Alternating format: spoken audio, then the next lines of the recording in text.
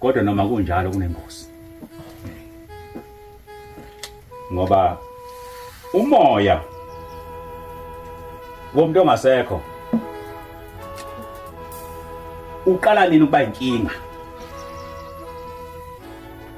ngoba ukhona kuba inkinga khona uyabona uma umoya womuntu ongasekho usubuya uzongena komunye la egcekeni esekuthiwa ke manje unedlozi eselingena kuyena manje kuthiwa lifuna ukusebenza ngayo iqala lapha kwinkinga iqala inkanakana yini edathi kube inkanakana lokho na ingoba uNkulunkulu mayidala umuntu waphefumulela umoya wakhe ngakho ulindele ukuthi umoya ohlala kumuntu ophilayo kube umoya kaNkulunkulu kungabi umoya womunye umuntu kungabi umoya noma wenkomo kungabi umoya noma amanjiki noma amandawo kodwa kube umoya kaNkulunkulu umoya ongcwele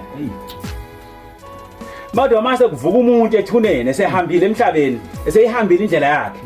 wahamba emhlabeni bese ezogqogqosha emahlomba akho bese kuthi unabadala abahlala kuwe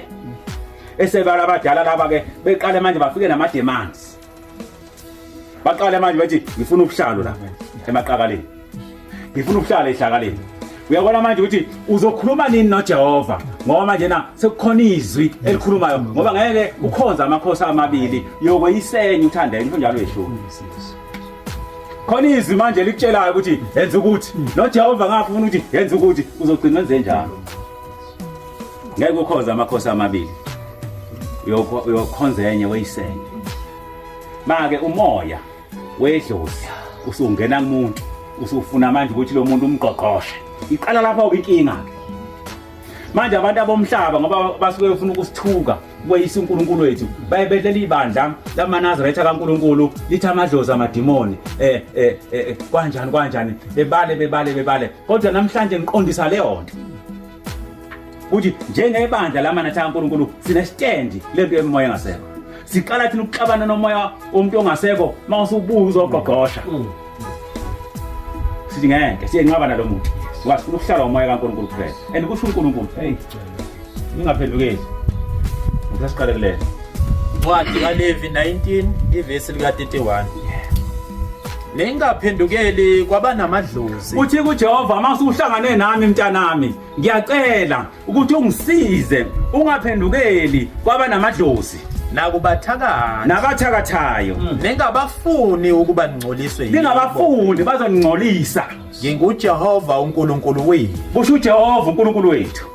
uyezwa umuntu ohlala noNkulunkulu uyahlehla baba namadlozi bagqogqosha imoya uyahlehla lapho ungizafuna yini Levi 20 verse lika 27 hamba nayo iqale verse lika 26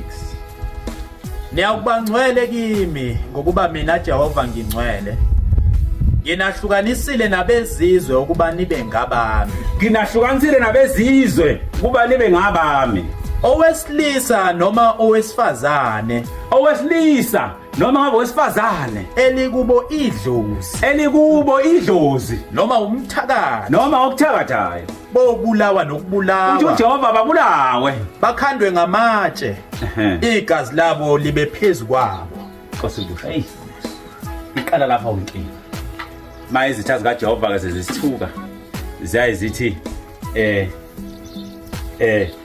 leli bandla lithi amadlozi anjena sine stand lokho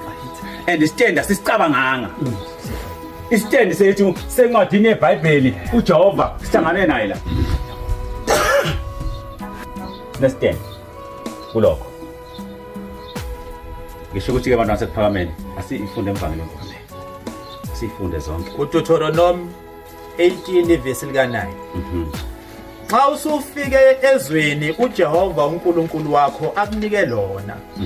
awuyukufunda ukwenza izinengiso zalezo zizwe ithi lengathi uJehova uNkulunkulu wakho akunike lona makungafunyanwa kuwe umuntu odabulisa indodana yakhe noma indodakazi yakhe emlilweni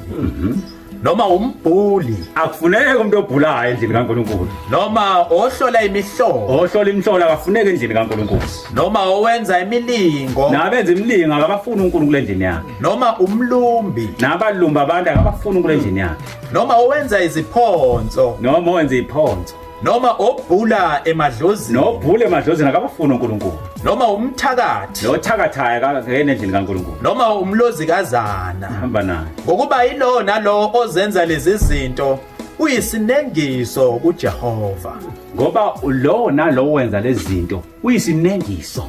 angani abantu basazi nesinengiso isinengiso into embi enyanyisayo so uthi uJehova mangabe nenza zonke lezi zinto zokubhula uthi ninyanyeka kimi nisinengiso ngenxa yalezi zinengiso uJehova uNkulunkulu wakho uyabaxosha phambi kwakho Nkosi kubusise babo niyabona ke babo